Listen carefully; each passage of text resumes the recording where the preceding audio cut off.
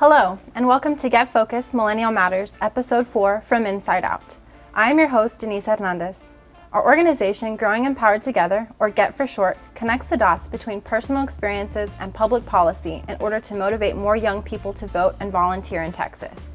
Today's feature highlights two phenomenal women from the San Antonio LGBTQIA community and the positive impact they are making. It's a story of truly embracing who you are and helping others know that they are part of a larger, accepting community.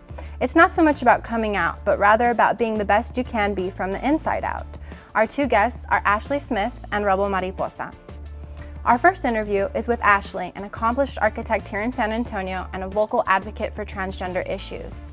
Then we will explore with Rebel her restaurant La Botanica and the intersection of food, social justice, and civic involvement. Let's welcome Ashley. Hi Ashley, how are you doing? Good, it's great to be here. Glad to have you. So Ashley, before we get started, we would like you to briefly define what being transgender is, and by extension, how have you've described transgender folks as regular people as well. So can you just elaborate on what you meant by that? Sure. Well, transgender people are folks for whom their internal sense of gender does not align with the gender they were assigned at birth.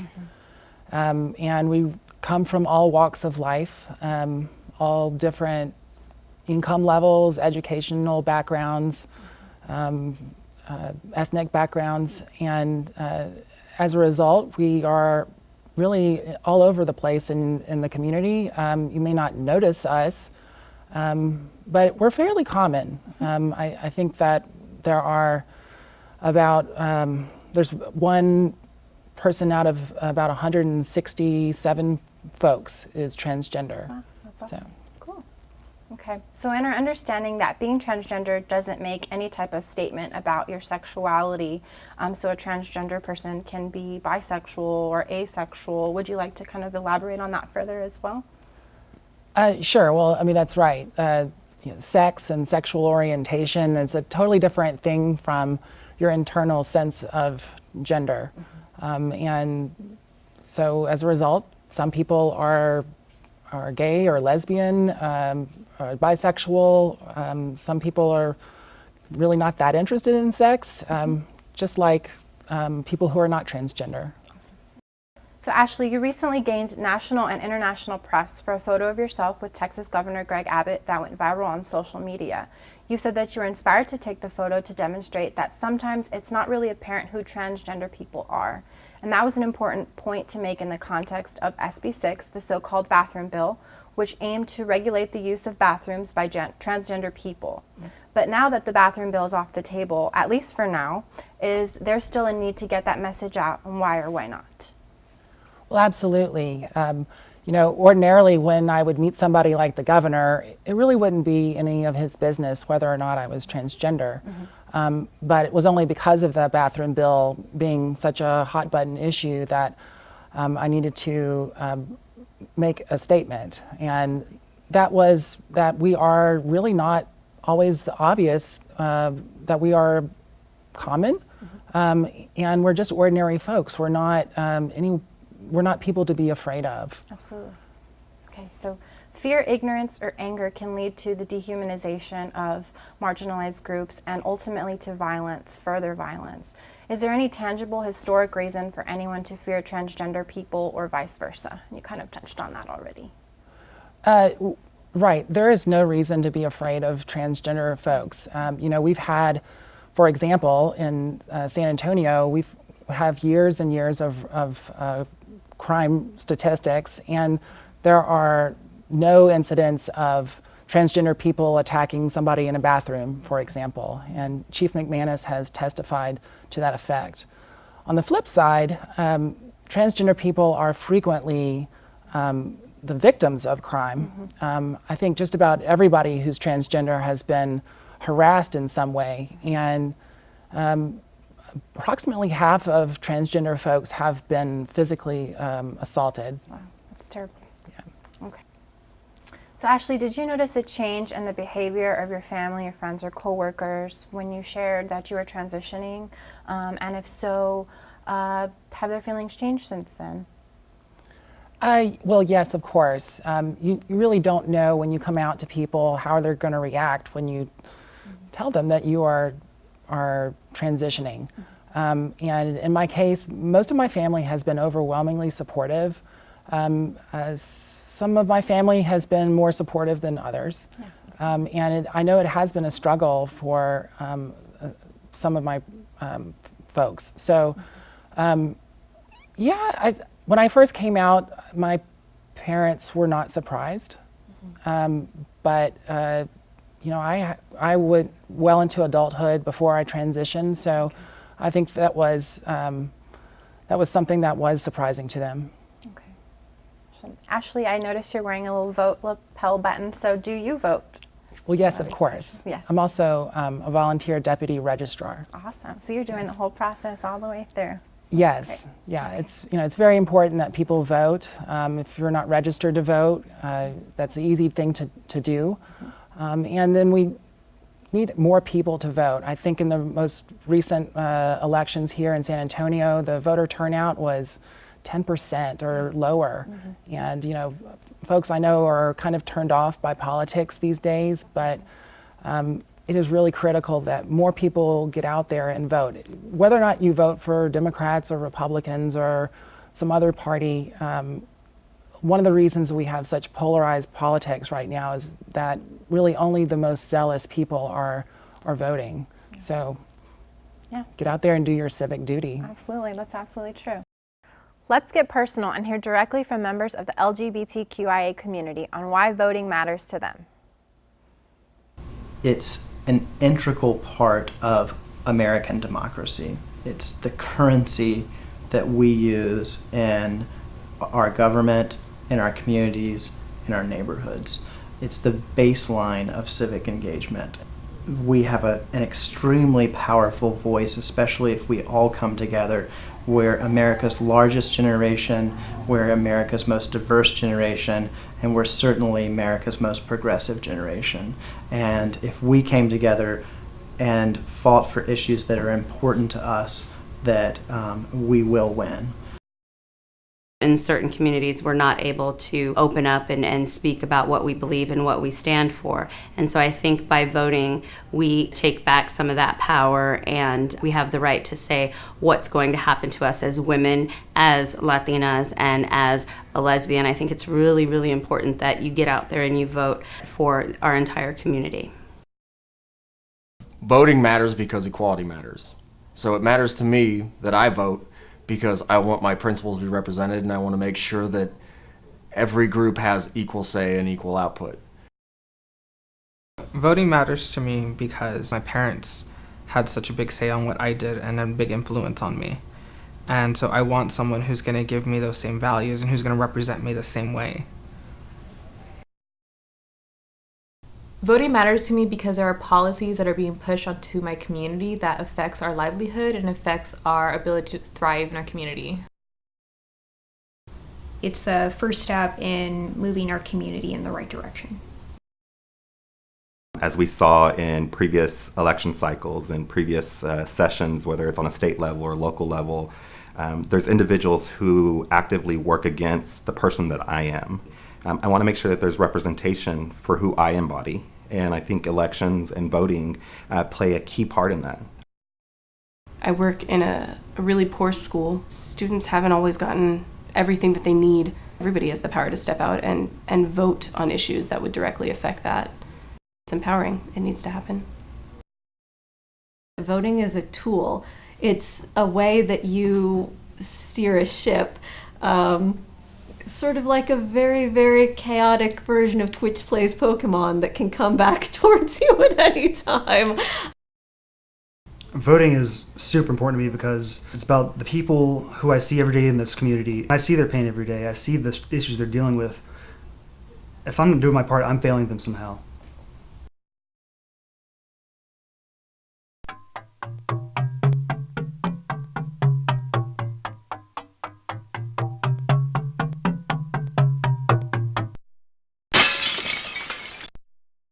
So we're going to switch gears a little bit and ask about your personal life. What do you like best about being an architect? That's such a cool job.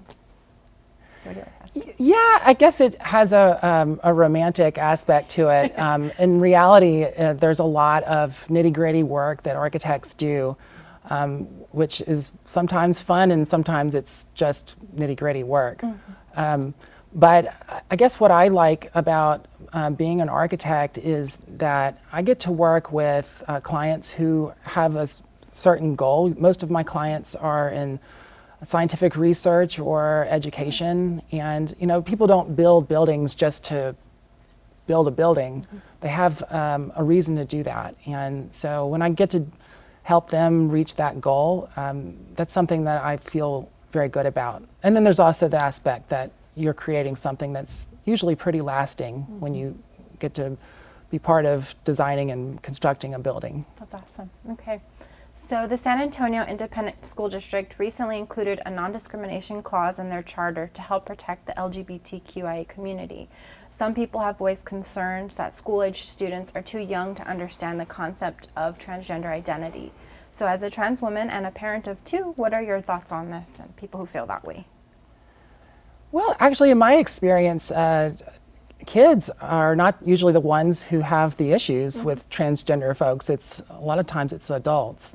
And I am a parent, like you mentioned, and of course I worry about the safety of my kids. So I know people aren't necessarily familiar with transgender folks or transgender issues, that they may be a little wary, but I don't think there's much to be concerned about. The policy that the independent school district recently adopted, it is really just to help prevent kids from getting bullied, and that's a real problem, particularly for transgender kids when they are in high school. So I'm optimistic that that will help protect some people who didn't have protections before. I know that some people are worried about bathrooms and showers, but schools have been handling this for years. Absolutely. And they do this on a case-by-case basis, and they make accommodations, and they sit down with parents and administrators and teachers, and they work out something that's going to work for everybody involved. Absolutely. So. Okay. So what would you say, or what advice can you give to trans students who are, transitioning, and their families who are struggling with the acceptance and the understanding? Well, to young people who are feeling like they might need to transition, I guess I would just say that you're not alone, and that you're important, and that there are a lot of people who accept and respect you for who you are. And it seems sometimes that the whole world is against you, and maybe you don't have all the resources. So it's important to reach out to people who you can trust, and to find somebody who you can talk to, whether or not that's a teacher or somebody else in the community, or sometimes people can get counseling. But if you get depressed, and I know that a lot of young transgender people have, they get sad, and so it's important just to know that the feelings that you have are not going to last forever, and that you can get through it. And if you are somebody who does need to transition, that life will be a lot better when you do. At least for me, I was a lot happier. That's awesome. That's awesome. So you've emerged as a role model for transgender people in America, but also for other community interests. It's clear from your social media that you care about many other issues besides transgender rights. You've posted about climate change, affordable housing, hunger in America, healthcare, and volunteer efforts related to natural disasters, the removal of the Confederate statues, and more. And people are listening. So looking forward, where do you want to go with your voice and your work? Well, of course, I'm going to continue advocating for my community and the broader LGBT community. And I will continue to advocate for other marginalized groups, particularly with the way that politics are right now. I feel like there are a lot of other people who are being attacked, and so I will stand up for immigrants and the disabled and religious and racial minorities. And if that's through my writing or through things like this, or I don't know what the future holds, but however I can serve people and help keep people safe and promote equal civil rights. Absolutely. If you had to describe your civic passion, what would it be? The safety of children. LGBTQ rights. Equity. Public health advocacy. Getting money out of politics. LGBTQ issues and education. Women's rights. Amplifying the voices of young people. Truth. Well, Ashley, thank you so much for being here today. I really enjoyed speaking with you and learning about you, and I'm so glad you're in our San Antonio community, and I look forward to getting to know you better and hopefully working with you in these spaces. So again, thank you for being here with us on the Get stage. Well, thanks for having me. Thank you. Our second guest is Rebel Mariposa. She's the owner and head chef of La Botanica, a San Antonio vegan restaurant and bar that is an inclusive hub for musicians, artists, politicians, activists, and nonprofits. Welcome, Rebel. Thank you. Thank you. So your restaurant, La Botanica, is a vegan restaurant with a full-service bar in San Antonio and the first in Texas. Can you describe what a first-time visitor would see there at La Botanica? Well, it depends on which way you enter into the building. So we have a couple of different entrances. There's the inside, or there's also the patio. But basically what you're gonna come into in either entrance is lots of color, lots of energy. The decor of the place is wrapped around the idea and an honoring of some of our grandparents who were in the healing spaces, curanderas, and working around that. And so that's a major theme. So you'll see a lot of those kind of things on the wall, and we have a big altar. And so a lot of things paying homage to places we've come from. Awesome. So many people already know how to appreciate a good drink, but they may not have tried vegan cuisine yet. And only about 6% of the American public defines itself as vegan. Can you explain what vegan food is and why you are so passionate about it? Vegan is not necessarily a food. It's the movement is something that's behind the word vegan. So the food technically is plant-based in the sense that it's only made with plants, no animal byproduct whatsoever. So no dairy, no eggs, anything that comes from an animal. No honey. Yeah, that's a great debate amongst vegans. Some people eat honey, some people don't. But the idea of veganism is that it is about a bigger movement about sustainability and the planet and just kind of reducing over consuming.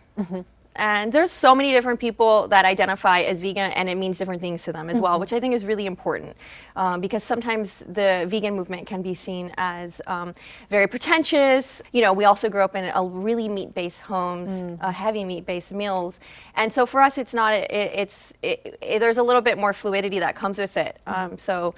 It just kind of depends. Some people call themselves plant-based, some people call themselves vegan, but I chose vegan for La Botanica because it really is a bigger movement for me at La Botanica. It really is about, saving the planet.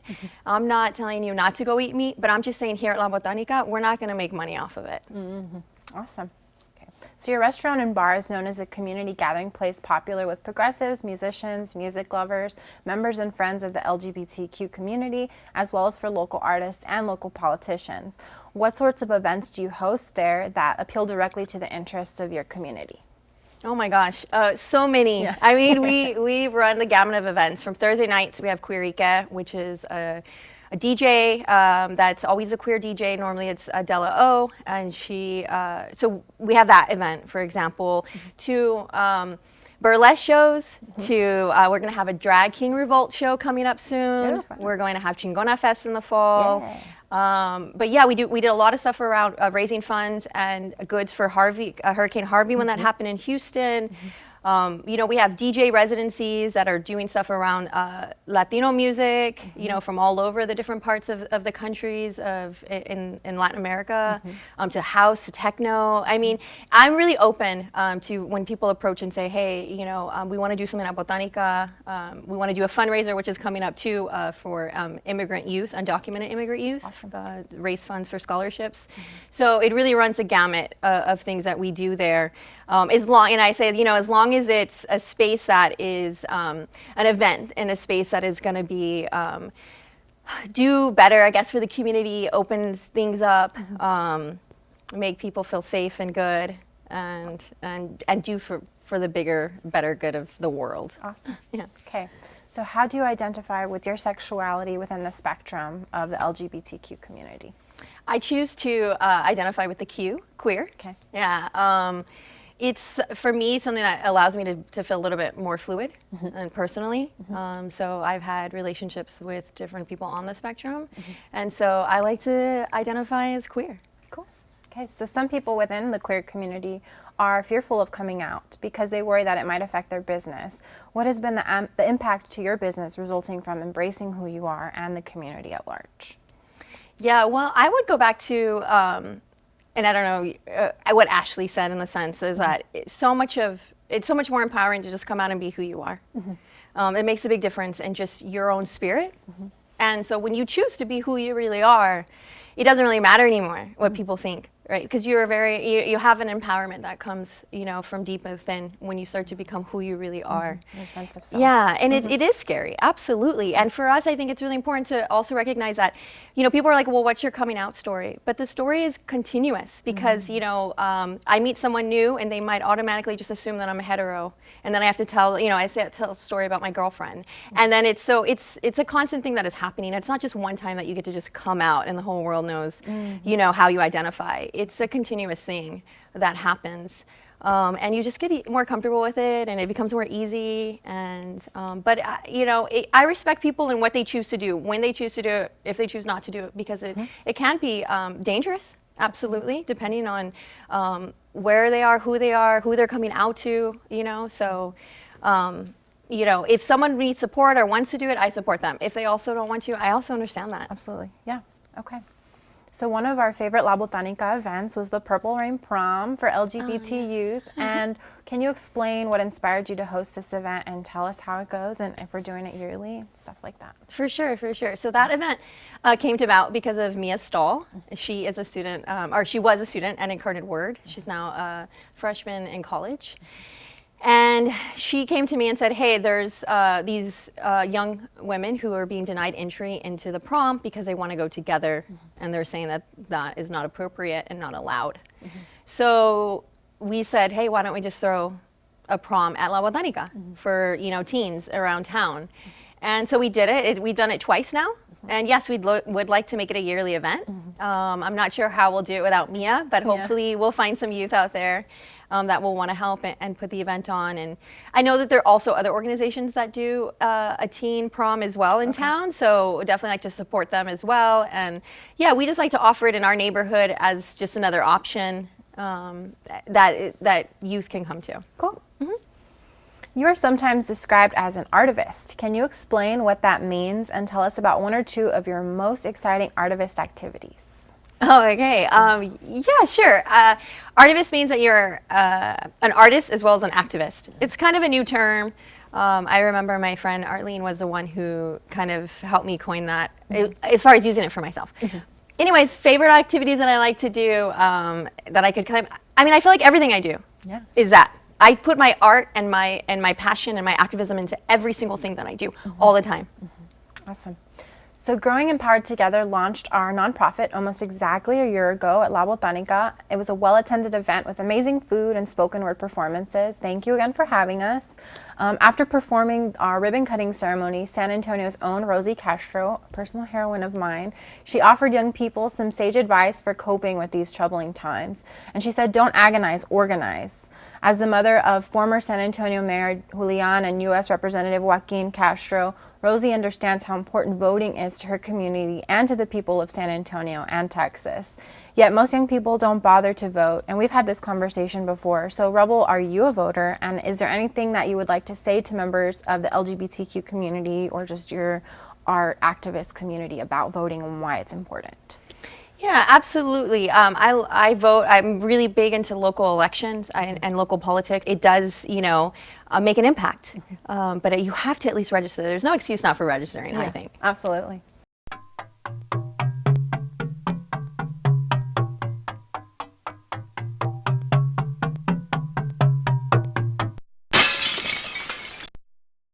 Being a business owner is hard work, and after all the fun is over, it requires a stern eye on your bottom line.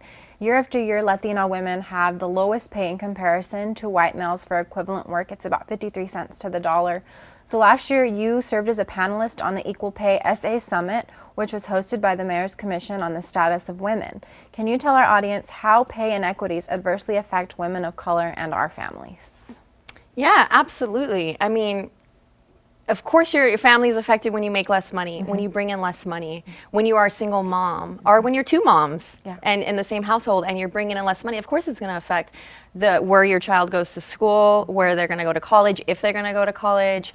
There's so many things that affects. Are they eating healthy? When you offer women less money to take home to provide for a family, it absolutely has an effect and it trickles down. As a millennial, what issue matters the most to you in your work life?